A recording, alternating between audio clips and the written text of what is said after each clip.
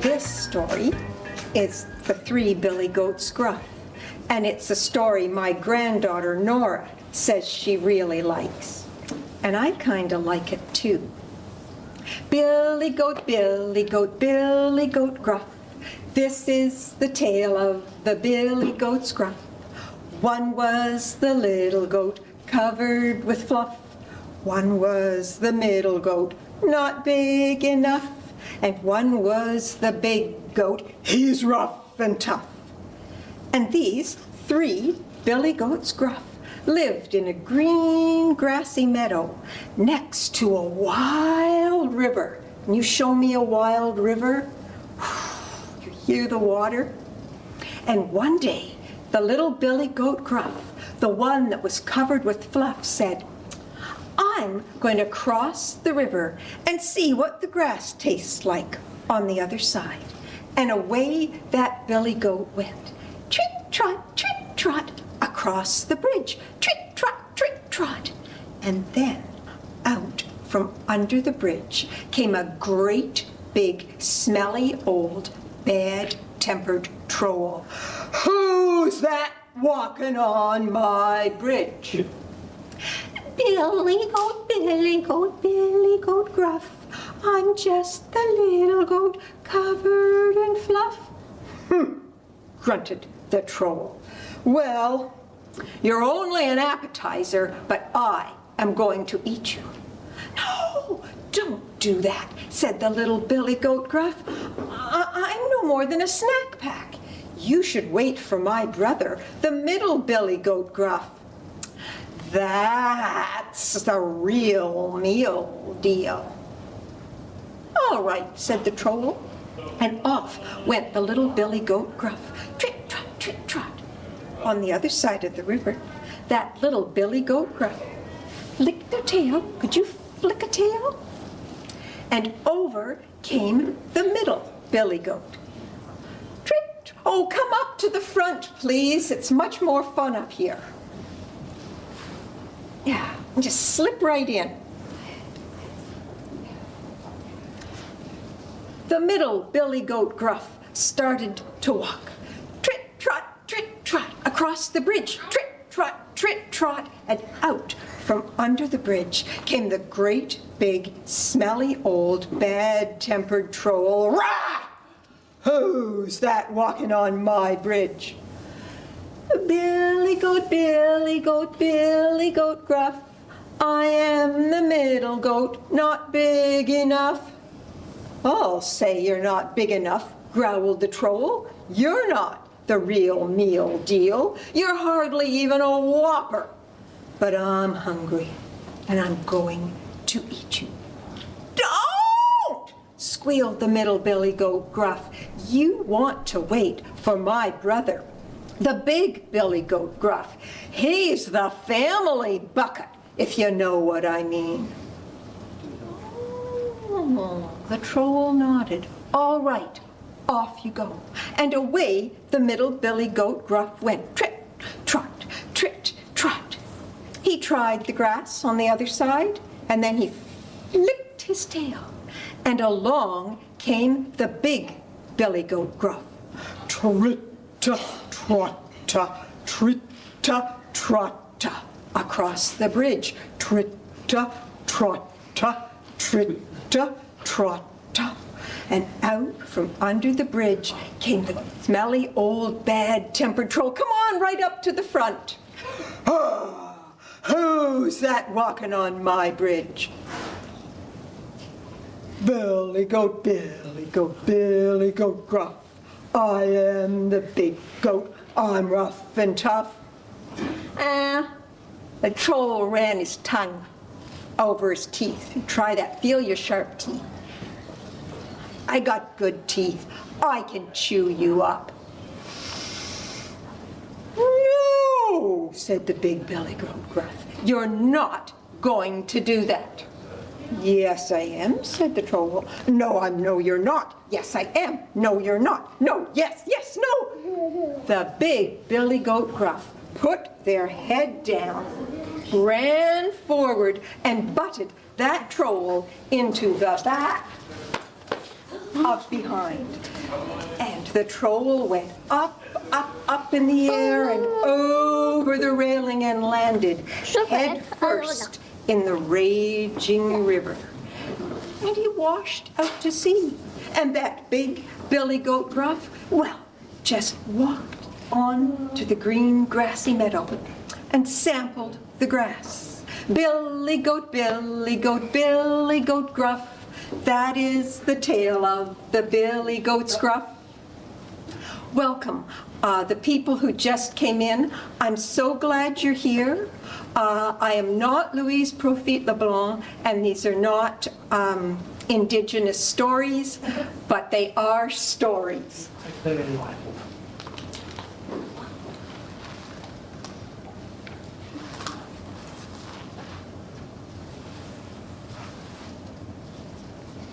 Thunk, thunk, thunk. Dido, my Ukrainian great-grandfather's axe, was chopping into the tree. Thunk, thunk, thunk. Creak! The tree fell down, and out from between the roots rolled gold and silver coins. Dido was excited. He gathered them up and put them in his handkerchief. With all those coins, he could buy an ox or a horse, or maybe a little silver necklace for Baba, my great-grandmother. Oh, Baba. So Dido started to put the money in his pocket, and then he thought, no, I can't do that. These aren't my trees. All these trees belong to the landlord. If he finds out I got money from under his trees, he's going to say, that's my money. Give it back. No, I'll have to do something else. Dido thought. He chewed his thumb. I know, I'll hide it in the mattress. No, that's not going to work, Dido decided, because Baba will roll over and she'll feel a big lump in the mattress. And when she finds the money, she's going to want to tell her mother, her sister, her cousin, her aunt, the neighbor, her best friend, and the guy who's just walking down the road. Baba loves to talk. No, I can't do that. Dido thought, and finally he dropped the money into a beehive in an old dead tree. And he went home with his hands in his pockets, thinking what he could tell Baba. On the way home, he passed through a meadow where he'd laid a rabbit trap. And it was his lucky day, because there was a fat, furry rabbit caught in the trap. Dido picked up the rabbit, and he thought, rabbit stew with dumplings. That's a fine supper. He put the rabbit in his pack and kept walking. A little bit later, he crossed a log bridge. He looked down and he saw a carp, a fish, swimming between the rocks. Well, right away, Dido got the fish hook that he always kept underneath his collar. He tied a piece of string that was in another pocket, and he caught that carp. And he thought, maybe we'll have fish for supper tonight. And then he had a marvelous idea. He took the rabbit out of his pack and put it into the river. He took the carp fish, ran back to the rabbit trap, and left the carp in the trap. And so when he got home, he came up and said to Baba, I have a secret. Can you keep a secret? Oh, yes, Baba promised. My lips are sealed. I'll never tell anyone. Dido rolled his eyes, but he told her, I was cutting down trees and I found gold and silver coins, a lot of them. As soon as it's dark, we can go get the coins and bring them back. But it's got to be a secret. We can't let anyone know. I'll never tell a soul, Baba promised, but let me make you some supper. So Baba started to make pancakes. But she also started to talk. She started to tell the cat all about the money, how they were going to be rich, and she would buy a new dress, and chickens to put in the barn, and fancy curtains for their window.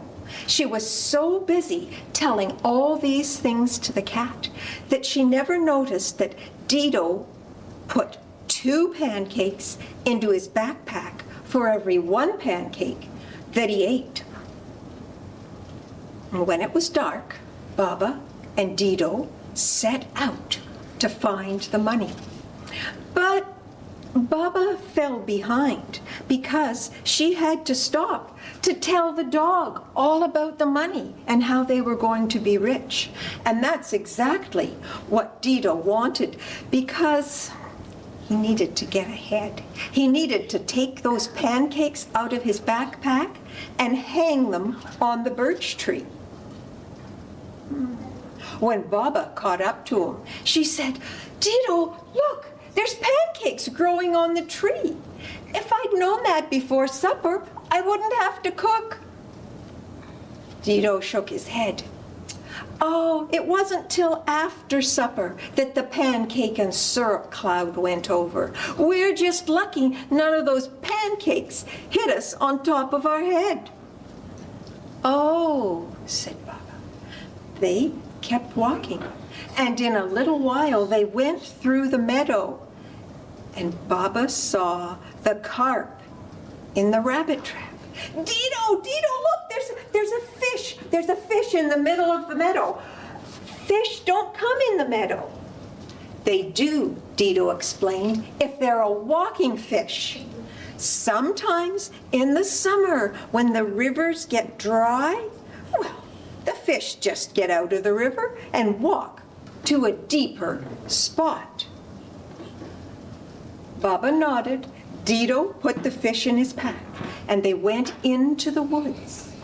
Dido pointed out the money tree, and Baba reached in. She found the handkerchief. She pulled it out. She said, it's not sticky. It doesn't feel like honey. No, Dido explained. All of the honey have turned to gold coins. That's why we're rich. Baba just nodded her head, and they walked off. Pretty soon they crossed over the river where Baba saw a rabbit between 2 rocks. How can there be a rabbit swimming in the river? Dido looked at her. Baba, you should take more walks. You need to get out of the house. That is a swimming rabbit. They're the most tender kind of rabbits there are. Dido put the rabbit in his backpack, and they kept walking. When they got home, Dido was careful to take Baba round the back of the landlord's barn, where they could hear a thumping and a banging and a stomping. It was the landlord's new billy goat, and that goat was not happy about being in a pen in the barn. Baba said, "What's that noise? It's scaring me."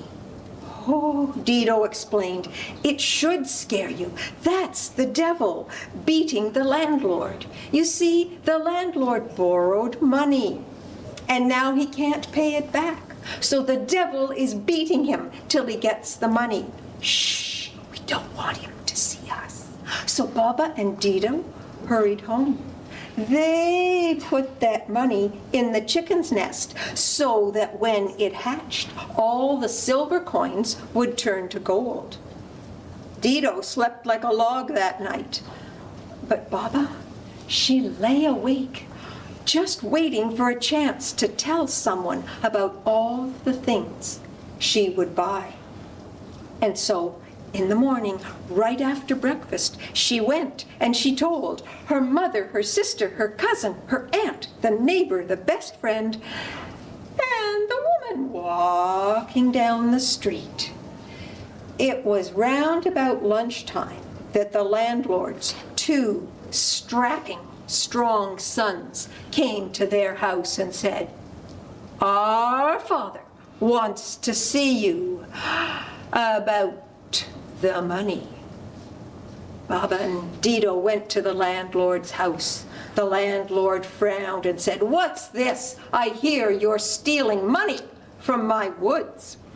Before Dido could explain, Baba started to talk. Her favorite thing in the whole world, talking. "We didn't steal it," she said. "We're looking after it for you. We found it last night right after the pancake storm. And then when the devil was beating you, we didn't think we should interrupt." Landlord, he rolled his eyes. He looked at Dido. And Dido, he just tapped the side of his head like this. The landlord frowned even harder and said to Baba, "Explain from the beginning." So Baba explained. She told all about the honey money and the pancake and syrup storm and the walking fish and the swimming rabbit. And then she said, "And how's your back, sir? Is it sore from where the devil was beating you? I could give you some goose grease. It's very good for sore backs."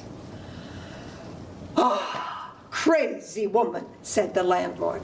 "Get out of my house, get off my farm, never come back." And so Baba and Dido went home. They tucked that honey money in a safe place.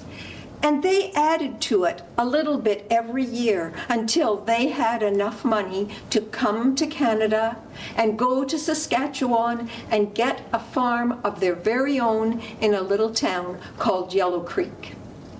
And I still have a cousin named Tommy who's on the farm there.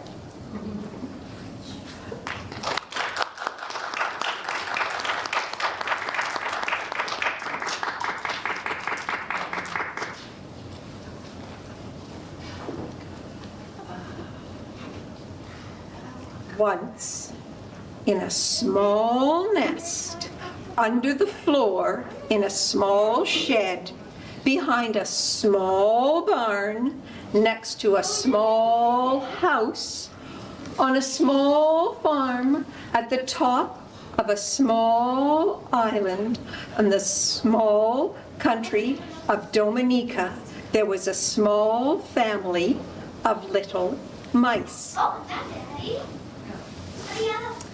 First, there was the mama mouse. Her name was Mamacita. That's the Spanish word for mummy. And then there were her 3 children. Primo, the oldest. Secundo, the next one.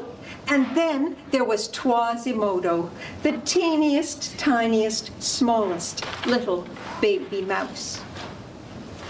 Unfortunately, there was no Papacita, no Daddy Mouse, because Papacita got eaten by El Gato, the farmer's big black cat. But Mamacita, all by herself, did a very good job of looking after her 3 little mice. Every day they went to school with clean whiskers, cheese crumbs for their lunch. And when they came home from school, Mamacita always said, "Go out and play. Fresh air and exercise is good for you. But be careful. You watch out for El Gato, because you know what he did to your Papacita." And away those 3 little mice went. But do you think they watched out for El Gato? They were much too busy playing run on the rafter, hide in the hay, or steal the farmer's corn. And that is exactly what they were doing when El Gato walked into the barn on velvety, soft pussy paws. El Gato licked his lips. Mouse kebabs, my favorite snack. Now, should I eat you with hot sauce or with guacamole?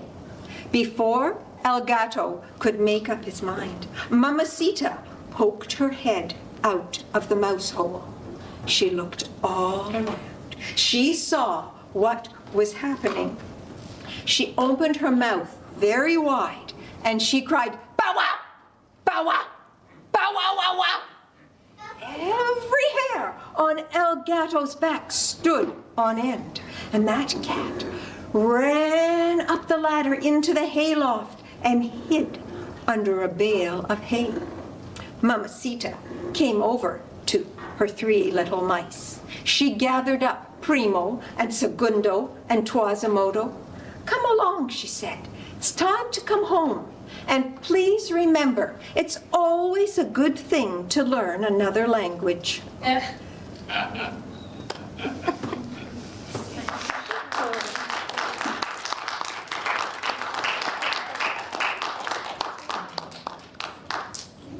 And how I wish I'd learned French. But I'm stuck like those little mice, only speaking one language.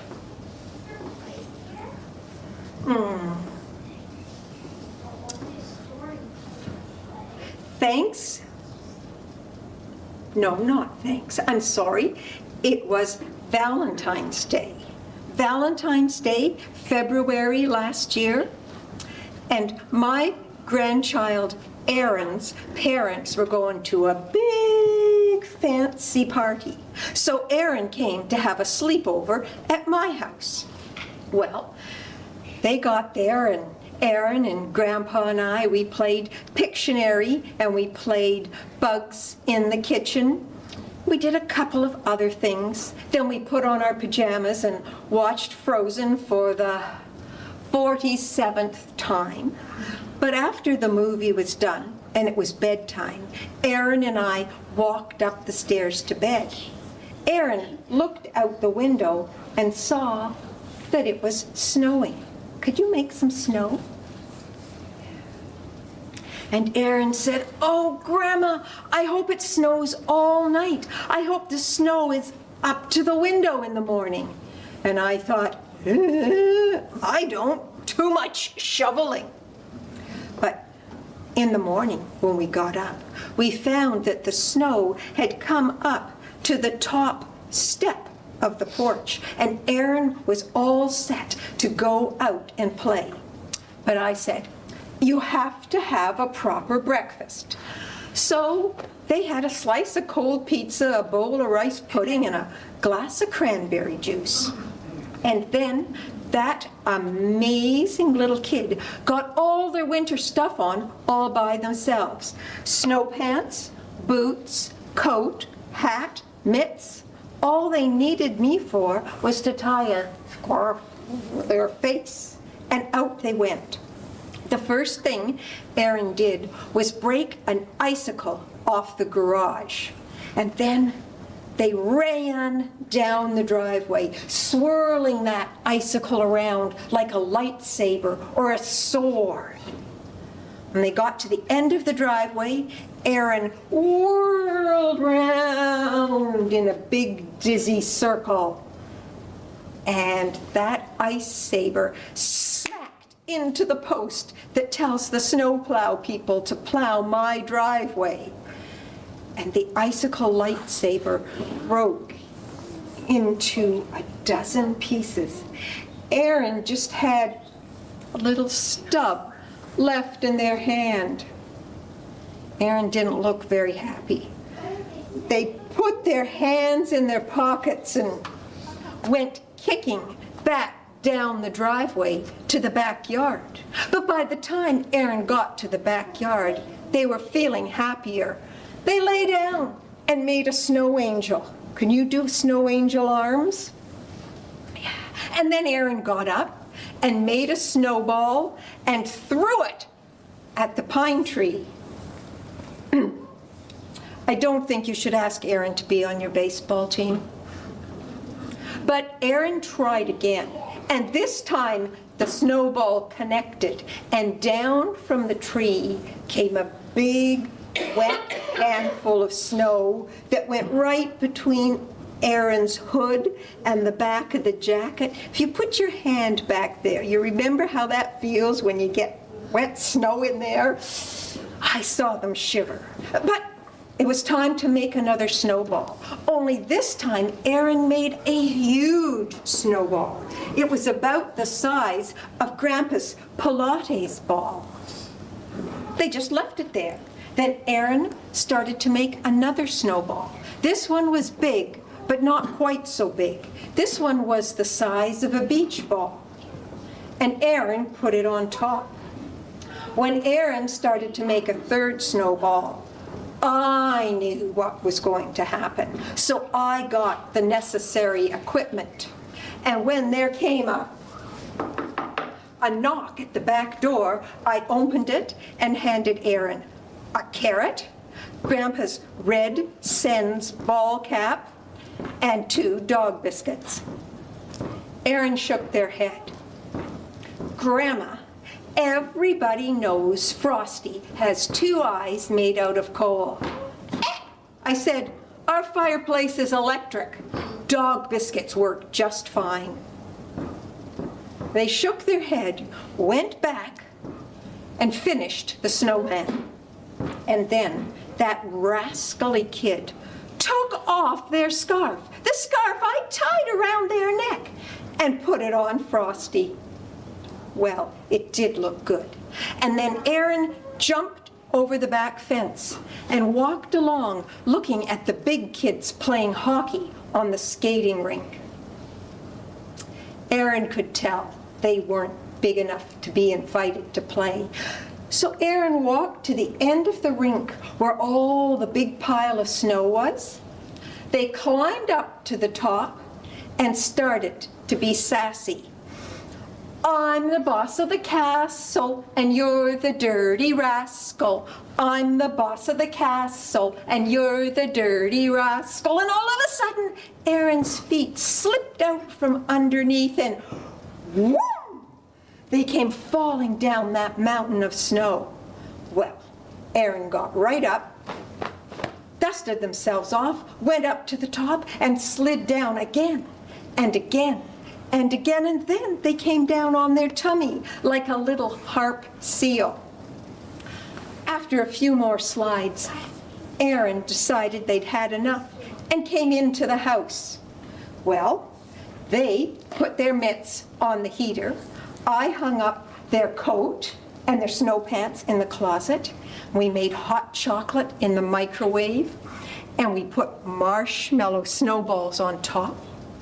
And we were playing Pictionary when the doorbell rang. You ready with the doorbell noise? Bing bong! It's Daddy! Aaron shouted. They ran and opened the door. Sure enough, it was Daddy. Aaron opened the closet and grabbed for their coat. I said, well, wait a minute, hon. You guys are going to stay for lunch. No, said Aaron, I got to show Daddy my ice.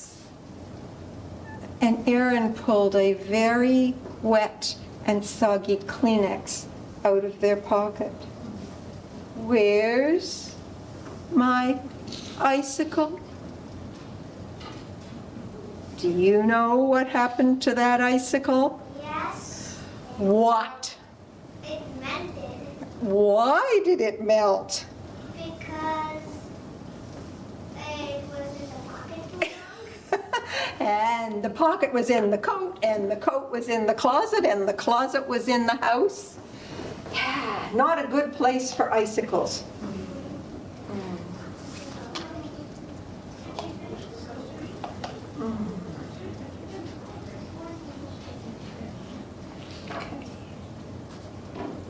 Once upon a time, there were 3 not-so-little pigs walking along the road. Why were they walking along the road?